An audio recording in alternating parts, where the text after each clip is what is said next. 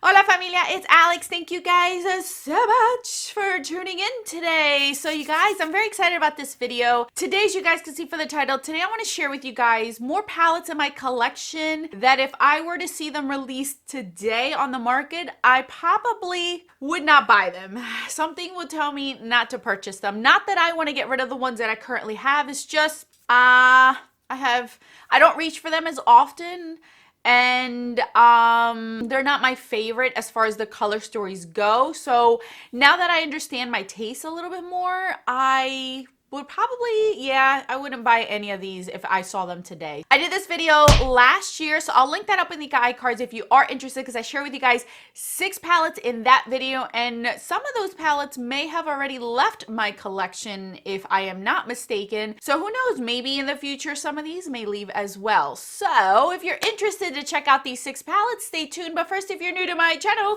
welcome to the familia. My name is Alejandra. I'm an eyeshadow enthusiast with a dash about Japan. That is something that interests you. Subscribe, join us, and now let's get on with these 6 palettes.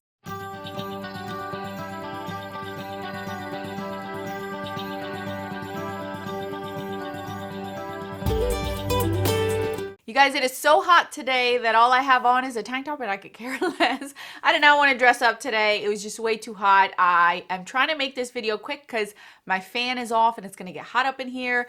And I hope I don't have lipstick on my teeth during this video. And I just realized I need to whiten my teeth again. So yeah, way to go, Alex. All right, so you guys are here for the 6 eyeshadow palettes. Like I mentioned in the intro, these are palettes that I'm not necessarily decluttering. Maybe in the future I will, but these are palettes that if I saw being released today on Instagram posts, being advertised, I would not bat an eye on getting them. I don't regret having them.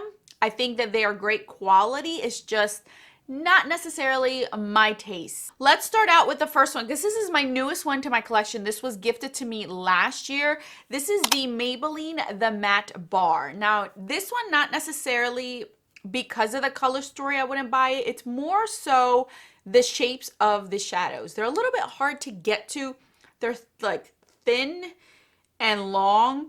So I can't like swirl my brush. I gotta like slide back and forth kind of thing. And the fact that some of my fluffier brushes can get in on the other ones in here is the reason why this one I probably wouldn't buy. It's not the color story. I actually enjoy this color story. I like that.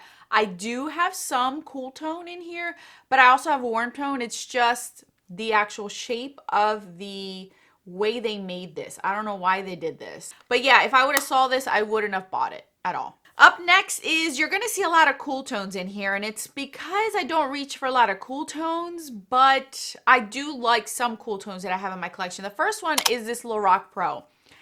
I like this one. I don't love it. I like it. I think the color story is a little bit unique, but if I saw it on the market today, I probably would not have gotten this palette. I have used it. I have enjoyed it. It's just, with the way that the color stories are now, I could probably slice this in half and probably buy a palette with one side or the other, not necessarily this whole entire palette itself. So I think this is pretty. I'm not going to get rid of it. It's just, if I saw it, I probably wouldn't get it. Lorac has come out with a few new palettes and I have yet to purchase them. It's just, I feel like I have enough of those in my collection that why would I need to buy any more? And that's how I feel about this one. It's not something I reach for often. So I wouldn't buy it if I saw it today. Up next is this one. This is the Tartelette, the original Tartelette one. Out of all 3 of the Tartelette ones, this is the one I reach for the least. As you guys can see, it's basically almost brand new. I don't hate it. I have realized, first of all, this is an all matte palette, which is fine. I have plenty of products that can give me that shimmer, glitter, glisten thing that I love, but I don't reach for this. If I'm gonna reach for a neutral palette, it's either going to be warm tones or neutrals, not necessarily this color story. And I have to remind myself to use this more in the winter time, because I'm not going to reach for this at all in the summer. I can't remember the last time I touched this palette. I like it, and I can see myself dabbling here and there, but not necessarily something that I would not at all buy this today at all. I don't even know what I was thinking when I bought it originally, but here we are. Up next is this one. This is this Smashbox Double Exposure Palette. Now, I know why I bought this one. This one I bought because I had the full exposure original one that I do like and enjoy, and I needed to have its sister. Out of all the cool tones that I'm sharing with you guys today, this is the one that's my least favorite. It's darker in its shades. It's a lot more purple, and I do have purple palettes. Like if you split this in half, this silver and black, if you take that away, you're getting more of your browns on this side and purples on this side with blues. It's just not a color story that really grabs my attention. I don't know. And it's just your simple shimmers and your neutrals. I don't know. I knew why I got this and I shouldn't have bought it. It's not, absolutely not. Absolutely not. If I saw this today, would I even spend my money on this at all? At all. I would not. Last two that I have, I probably will never declutter because of this specific collector in me. I'm trying not to be a collector, and I've been doing so good the last few years in not doing the collector thing. But for whatever reason, these are just something that I will keep, but I don't reach for these as often as I should if I'm gonna keep them. First off is the Too Faced Chocolate Bonbons. This one, I remember, this was like in the beginning of my YouTube journey here. I like this one. I don't love it. I think that what got me in here was the shapes of the pans in here because they're all star shaped, and I didn't have many cool tones back in the day. So this is one of my first cool tones, and if I am going to choose cool tones, I actually don't mind this one because it does have some color in it. It has purple, it has this teal, like gray, has these pinks, which I heard are not the greatest, but it is there, you guys. It is there. It's a cool tone that is usable, but I could still throw in a few colors in there like that burgundy shade. So it's not all like browns or grays or purples. It's a little bit of a different thing. I don't reach for this one as often. It's not my favorite one at all by any means. If I were to rank my Too Faced tin ones like this would be at the bottom of it just because I don't reach for this as often. This is not my favorite, and it's nice, but it's not my favorite. And I wouldn't buy it if I saw this now. Absolutely not. The last one that I'm going to share with you guys is one that kind of hurt me to put it in this video, but there is a reason why I wouldn't buy it if I saw it today. This is the Too Faced Semi-Sweet Palette. Now, I do like this one. I would pick this one over the Bonbons any day, of course. But the reason why this one I wouldn't buy if I saw it today is because I realize that if I'm going to do a neutral palette like this with a pop of a shade, the neutrals have got to be extraordinary. They either have to be very rich in their color, or they got to have some sort of, I don't know, some sort of pizzazz to them. This looks so boring compared to the palettes that we see now, even the neutral palettes that we see now. Now, I'm not saying that this is terrible and that nobody should buy, you should buy something else. No, that's not what I'm getting at with any of these, because I can see the market for these, because not the everyday woman is watching YouTube and is doing these bright, bold, sparkly stuff. I get it. I understand that. And I'm not attacking the reasoning. It's just my personal preference. If I were to choose a neutral palette, I want it to be rich in shades. And what I mean by that, I want this saturation and color to be there. Whether it's a warm tone neutrals or if it's a neutral, I want it, the shades to stand out, to look like I'm just gonna bounce my brush in there and it's gonna be full on pigment. I like that. I personally enjoy that. I don't want to have something that's like, meh, it's not going to catch my attention. This isn't really catching my attention. If I were to pull out even one of my ColourPop palettes, even the neutral ones have a little bit more depth to them, have a little bit more richness to them, like that. Do you understand what I mean? Like we've seen so many nowadays that this looks washed down. It looks watered down, washed down, barely gonna get any pigment out of it kind of thing.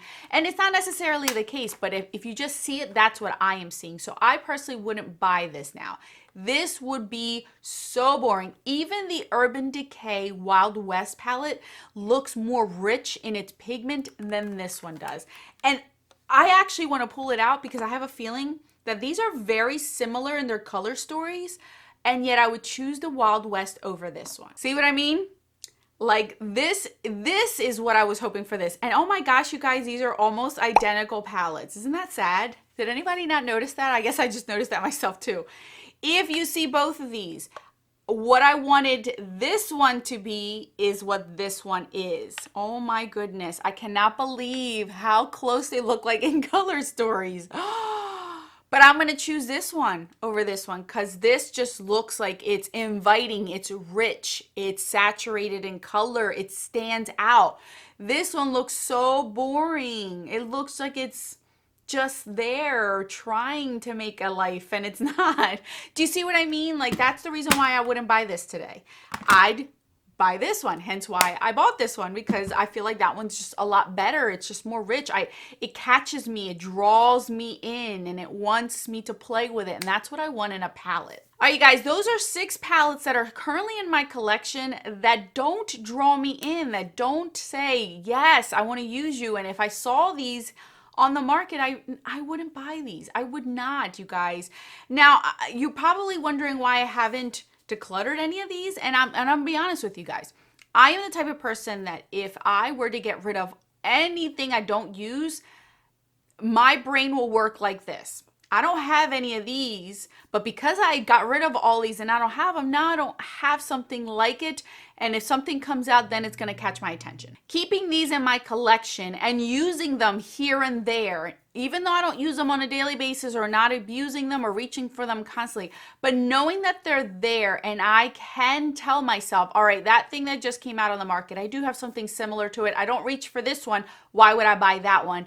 Is why it's allowing me to control my spending on eyeshadow palettes. A lot of you guys ask me, well, why are you keeping if you're not using it often? That's how my brain works. If I get rid of almost everything and just keep the things that I use, I'm gonna have this big gap. In my brain, it's gonna have this big gap where I'm gonna be like, ooh, I had it, got rid of it, but I really want it in this one now.